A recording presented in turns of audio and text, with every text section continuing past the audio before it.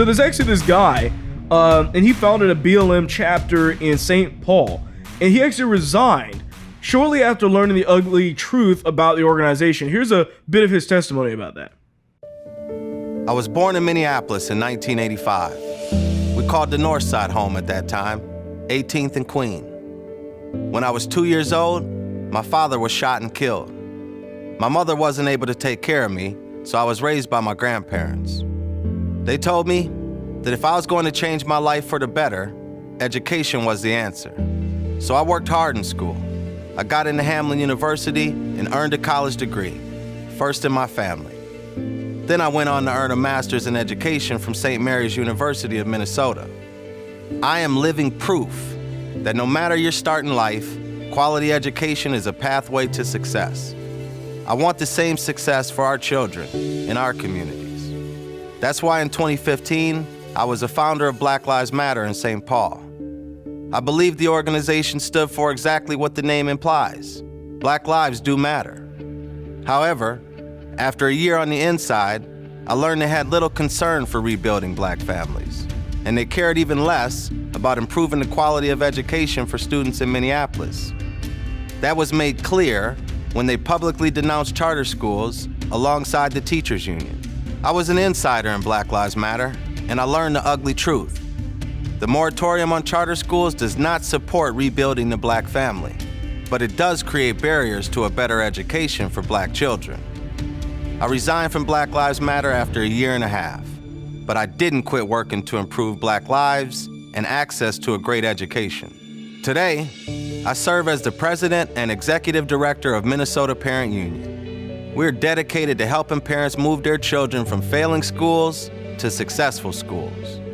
It's hard work, and we're up against forces that don't want us to succeed. But success is possible. Just look at me and the hundreds of children and families we've helped to pursue a great education, break the chains of poverty, and lead a life of success. I love everything about what this guy's saying here. I really do.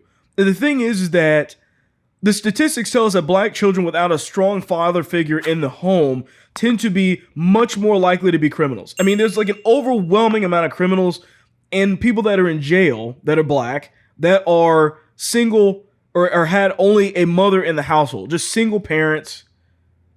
That's not a good idea when you're looking at the actual statistics there. But you have BLM saying, you know what, let's get rid of the father figures. I mean, literally, they put statements on their site saying that they were against the nuclear family.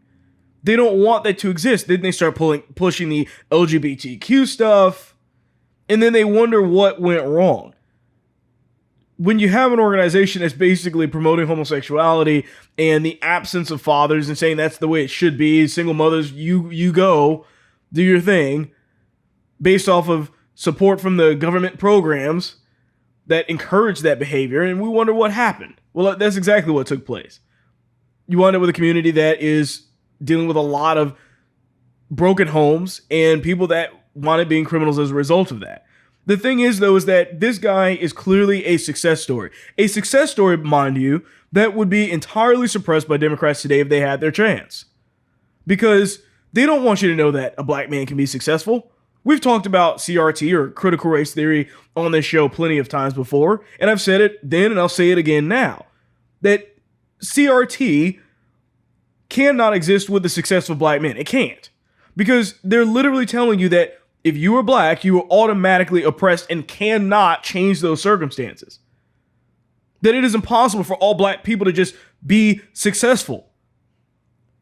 They're telling you stay where you're at. Remember, if Democrats are for the poor, it's in their best interest to keep you poor. If Republicans are for the rich, then it's in their best interest to keep you rich or to make you rich, right?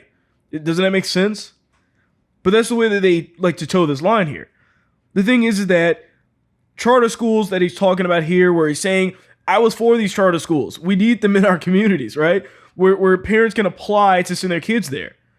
Because, fun fact, these charter schools do a lot better than any other public schools typically do as far as the academic level of the students there. Because the parents actually have to do something to get them in there. They actually have to kind of want their child to have a better education to a certain degree, or at least access to a better education. And without that, they stay in the public schools. There's actually an interesting school story about this that Thomas Sowell talks about, where there was this charter school that was in, I believe, Harlem, New York, about maybe 50, 60 years ago. And it was actually an all-black school, an all-black charter school. And a lot of the richer black parents sent their kids there to get an education. And they churned out, like, if there was any successful black people that were living at that time, they all came from that particular high school, an all-black high school. Who would think that, right? But the thing is that what wound up killing that school was that they changed the laws in that area, where they said, okay, this district now must adhere and accept students only that are in those zones. In other words, everybody must be a public school. There can't be these charter schools that kind of accept whatever kids randomly choose to decide to apply there, and the parents that want a better education for those students. We're going to get rid of that. And they have to accept the students only zoned in their area, as well as the rest of the schools. So what do you think happened to that school? School went from being a very high prestige school with a ton of educated students to being something that was a failing ghetto school all of a sudden, because they couldn't accept those students that were maybe from the richer black neighborhoods. They had to accept the ones that were local in the area, which was nothing but the hood. And as a result, that school turned itself into a horrible, crime-ridden school. Charter schools are important. School choice is important. BLM doesn't support any of that because BLM toes the line right there with Democrats. So when people like this guy see that and say, well, I'm a success story, people should be looking at me. Well, keep in mind, the left doesn't like successful black people because they are the exception to what they have tried to push on everyone for years. They hate Thomas Sowell. They hate Clarence Thomas. They hate Ben Carson, and they would hate this guy too, because they don't want to see or show any black people actually defying the odds that they have set up. They're telling you that you must be a failure if you're black. You cannot change your circumstances because the system is systemically racist. If these black people start to be successful, then that would prove that they're wrong. And they don't want that to be the case. They don't. And that's the issue with the entire narrative of that. So it's good to see somebody actually define the odds and say, you know what, I'm done with this BLM thing. It's a lie. The ugly truth is BLM does not care about black lives at all.